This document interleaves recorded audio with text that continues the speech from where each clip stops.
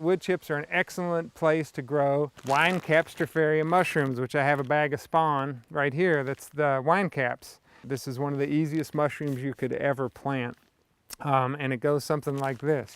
I'm just going to basically take this bed that's recently dressed with wood chips and make a furrow down the middle of it, kind of getting down to the soil that's below the wood chips. I'm basically exposing where the soil itself is meeting the bed of wood chips on top of it, and I'm going to sprinkle not a whole lot, but some spawn just right on the ground within the wood chips. And now I'm going to close this bag up when I set it down so that the spawn isn't getting dried out when I'm not using it. And then I'm just going to pull the wood chips back over top of the spawn.